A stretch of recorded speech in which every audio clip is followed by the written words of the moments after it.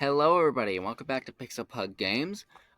Today we're talking about my Phasmophobia card game, the most recent card game that I just started a few days ago. And I've already made great progress, just a few more cards to go. But I wanted to share what I had so far and see what people's thoughts were. Before I get into it, I just want to say thank you guys so much for the positive feedback on the previous two games, Stick War Legacy, the card game, and Danganronpa Dual Control. The feedback was amazing, and I got some great constructive criticism. For example, the Spiriton card in my Stick War Legacy game was a little unbalanced. I got some comments on it. I fixed them, and now he's a great card. He's working fine. So thank you for that. Again, constructive criticism and positive feedback, love it all. Unfortunately, while these two games got positive feedback on Reddit, the Phasmophobia community was extremely hateful towards me and were saying that I was stealing the IP and profiting off the intellectual property of someone else. And I just wanted to state before I start this video, I don't know how you got that idea, but that is not what's happening. So let me explain this so there's no miscommunication. I did not create Phasmophobia. That is not mine. This art, not mine. I didn't make it. These assets, not mine. I just copied and pasted them. So I'm not saying that any of that is mine. The only thing I take credit for is for transferring the idea of Phasmophobia into card game form and for taking the time to balance all the ghosts and the graphic design of the cards. Other than that, I didn't make any of this. I didn't come up with the idea of Phasmophobia. I didn't draw any art for any of these. This is just an idea. It's not about the art, it's about the transferring the concept into a physical medium. That was all this was about. So hopefully that cleared it up, and if you still don't get it, then whatever.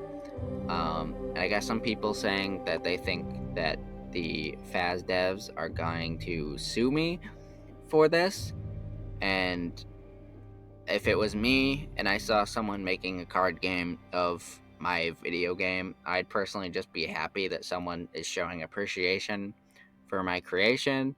But Phas devs, if you really see it that way, then I'm sorry, but this is my way to show that I love things. I love Danganronpa, I love JoJo, and so my way to show my appreciation is through card games. I've made an Undertale card game. I made a Rick and Morty card game. If I love something, I make a card game for it. That's just how I work. So I'm sorry if anyone is offended by this, I guess. But I'm also kind of not sorry because this is what I love to do. And if you're offended by this, then I just don't know what to tell you. This is what I love to do, and I'm not going to stop. Which is why I'm making this video. So, without further ado, without all the drama, let's get to the card game. So at the start of the game, one player will choose to be the ghost. After that, every ghost hunter will get a 10-sided die, while the ghost gets a 10-sided die, 1 to 2 6-sided dice, and 1 to 2 4-sided dice. The ghost selects one of the 24 ghost type cards without any of the other players seeing. Then they select a favorite room card without any of the other players seeing, and the ghost selects one of the cursed possession cards without any of the other players seeing. And before you ask, hey, why is there 6? There's 7 in the game. I wasn't able to figure out how to transfer Music Box to card game form. So if you have any ideas, that would be another card that I'd love to make that I don't have any ideas for yet. And then the Ghost Hunters draw 3 objective cards, and then the Ghost Hunters take turns drawing from the equipment card pile before mixing them in with the Ghost Hunters draw pile. So let me explain that real quick. Here's the equipment. So this will be in one big pile. Every Ghost Hunter takes turns drawing from it. They'll get 3 cards each, and then the rest will go into the Ghost Hunter pile, which will be these chance cards right here. So these will be kind of like just certain actions that will kind of help the Ghost Hunters. So for example, find the bone is one, or just getting evidence, and I don't know, things like that. I haven't made any of the cards yet. That's one of the last things I'm working on. So if you have any ideas for that, that's another thing that could be helpful. But moving away from that, let's talk about what I actually do have. So as for the equipment, here's how that kind of works. The Ghost Hunters will have their 3 cards, and they can activate an equipment by playing that card. And if that is activated, the ghost can is now able to interact with it. And I'm going to explain more about that in a second. Or sometimes it's not always about the ghost interacting with it. For example, the flashlight just allows you to move extra space as it's activated. Some equipment can be active while others are. So Igniter can be active to light fire lights and incense. But for the most part, you can only have one piece of equipment active at a time. So the way the ghost hunters win is by trying to guess the ghost type without dying, and the ghost is trying to kill the other players before they guess what type of ghost it is. Now, you may see some things, for example, the photo camera talks about gaining points. I just talked about finding the bone, which will get you points. And I talked about the objective cards. So before we get any further, I just want to explain that all that is optional. What I did was I implemented a score system for people who wanted to spice things up, or maybe like wanted to kind of have a high score sort of system. So I'm going to explain that real quick before I get into the rest of the game. So at the end of the game, you'll add 100 points for every piece of evidence gotten, add 300 points if you correctly guessed the ghost type, add 100 points if you found and used the cursed possession, add 50 points for every successful photo of an interaction taken, add 200 points for every successful photo of the ghost taken, add any points gotten from completing objectives, add up all the points from any additional cards gotten during the course of the game, subtract 50 points for every player that died, not counting if they were revived. Now, I did sort of forget to put points on these objectives, so I'm thinking about making them all just 100 points or something, or like 50 points if you complete them. So I'll figure that out later. But yeah, that's just sort of an optional thing. You're not required to do any of these, but if you want to make it required, then that's cool too. I'm sort of trying to allow this to be flexible. You can kind of make this game what you want it to be. Now that that's out of the way, let's get into the ghost. So the ghost, your goal is to kill all the ghost hunters before they guess what type of ghost you are. Or even if they guess a type of ghost and they decide that they have the ghost hunters are done, they decided what ghost you are, and then they're wrong, you also win. So that's another way to win, is trick them into thinking you're a different kind of ghost. And the way for the ghost hunters to win is you have to guess the ghost type correctly, and at least one of your party members has to survive. So that's how you win. As for the ghosts, one of the hardest parts of designing this was I had to transfer ghost behavior from a video game into a physical medium, which is a little bit difficult. But I managed, and I think I did a pretty good job. So, because in Phasmophobia, ghosts can, for example, throw items and touch doors and stuff, that was a little hard to implement into a card game form. So some things I had to get rid of. For example, sanity is not a mechanic, and throwing objects is also not a mechanic. But before I get into how I sort of change things around, let me explain ghost behavior. So ghost behavior, instead of being how it normally is in Phas, behavior is based off of 4 attributes, but there's also the ability to have 1 or sometimes even 2 special abilities, requirements, or telltale signs that the ghost will have. That will also help you determine its behavior, or sometimes help the ghost, or can even weaken it. So let's start off with the spirit, basic ghost. So every ghost has its hostility, which can be passive, aggressive, hostile, or violent. This gives it a 20% chance, 30% chance, 40% chance, or 50% chance to attack or start a hunt, respectively.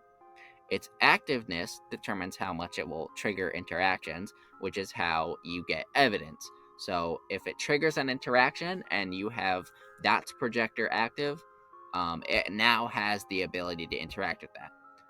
If it's the only thing active, it has to interact with the Dot's projector. It has to interact with it. If Dot's projector is correct, then it has to reveal that evidence to you, and you can write it down in your journals, which will kind of just be like a notepad, sort of like clue. And then if Dots isn't evidence, then obviously you can say Dots isn't evidence. So then let's say you have Dot's projector and you have EMF activated. 2 items are activated. The ghost can choose which one they have to interact with, but they do have to interact with one. If no equipment is active when it interacts, it can interact with a door or a light switch, which will allow for UV evidence. But UV evidence will disappear after 2 turns, so you have to land on the space where the UV evidence would be and have UV active, and then that's how you get it. Anyway, now that that's out of the way, so activeness can be shy, which will trigger interactions 20% of the time, not very active 30%, active 40%, and very active 50%. And then there's one more for that is an 80%, which we will get to later. And I might change that later, but that's for one specific ghost. So I'll get to that real quick. So the Thay is extremely active. They trigger an interaction by rolling an 8 or lower. However, the reason it's so high is because Thays age over the course of the game. So over the course of the game, their hostility is reduced by 1 level, their activeness is reduced by 1 level, and so on. So that's why it's so high. But back to this. So the hunt duration is obviously how long hunts will last. So a short hunt duration lasts up to 2 turns, an average hunt duration lasts up to 3, and a long hunt duration lasts up to 4 turns. Now, a ghost can end a hunt early. You don't notice it says up to. It doesn't mean you have to do all 2 turns, all 3 turns, all 4 turns. This can trick the ghost hunters. This is a way you can sort of make the ghost hunters think you're a different type of ghost, because if you end the hunt before all of it is over, you can maybe trick ghost hunters into thinking you're a different type.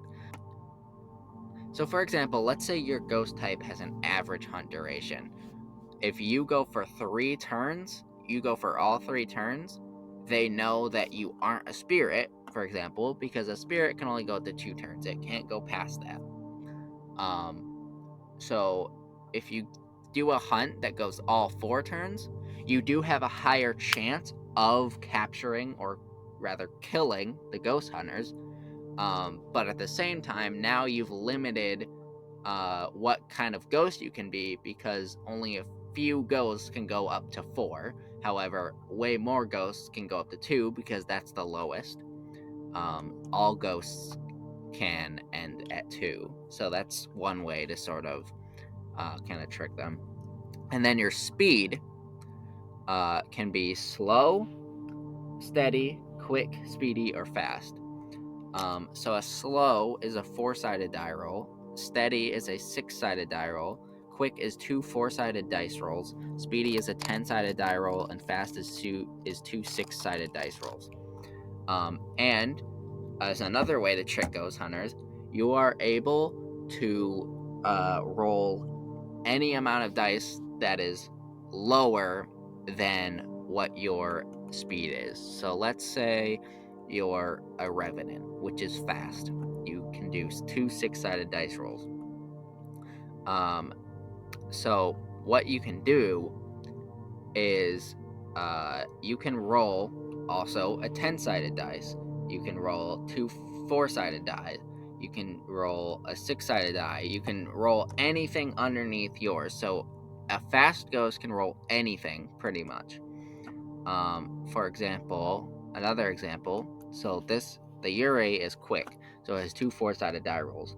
It can roll a 6-sided die or just one 4-sided die, but it cannot roll a 10-sided die because that is faster than what its original speed is.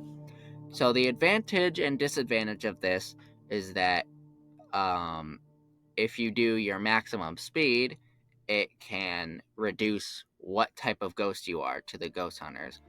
But it also makes you faster and able to kill the ghost hunters maybe before they can figure that out. And then you can also go slower to trick them, which will widen what kind of ghost you could be, but it will also make it harder for you to kill the ghost hunters. And then sometimes they have special abilities, weaknesses, or telltale signs. So the demon, for example, is a weakness. Any crucifixes will reduce hostility to passive, roll a 2 or lower to hunt. Or sometimes they have special abilities that can help them, such as the mare, which can turn off fuse boxes directly instead of having to draw a card to turn the fuse box off, which they will have in their ghost chanced draw pile. And then you also got to be careful because then there's the mimic, and the mimic can choose 3 other ghost type cards and choose one whose rule and behavior will be followed every turn. So whenever collecting evidence, you might based off the ghost's behavior and it uses an ability, you might think, oh, it's using the Onryo ability, so maybe that means it's an Onryo, but it could also be a mimic mimicking an Onryo. So be careful of that. The twins, if the hunt was activated by an even number, you're the real ghost and can roll for quick, speedy, or fast. If the hunt was activated by an odd number, you're the decoy ghost and can roll for slow or steady. The advantage of this is that it can trick ghost hunters because they can notice you going different speeds, so they don't. It kind of helps with not knowing what type of ghost you are. However, it can also help them because if they realize that you're going specific speeds, that maybe that means you're the twins because you're going very different speeds on different hunts. And so that's another way that you can kind of subtly figure out what the ghost type is just based on how it moves and how often it's active and how often it hunts and things like that. So you kind of gotta be paying attention to what's happening at all times during the game. Also, just to be clear, so the ghost will have sort of a Dungeons and Dragons sort of shield blocking their die rolls and cards from the ghost hunter's view. Because obviously, if you could see what the ghost is rolling, you'd be able to immediately figure out what it needs to roll for its behavior, which would make it way easier to figure out what it is. So the ghost's die rolls will be hidden, as well as its cards. So just to put that out there. And that's pretty much it. I hope you guys enjoyed. I think I covered everything, and if I didn't, then that'll be okay because I will be designing a rule book for this and be posting it here. I'll be posting the pages in this Phasmophobia the card game gallery. So that way, if you don't fully understand the game, you'll be able to read the rule book and you can kind of see where my ideas are coming from, and you can kind of get a better grasp of the game and read it at your own pace. But hopefully I explained it sort of well, and I hope you enjoyed the video. Thank you so much for watching. Bye, everybody.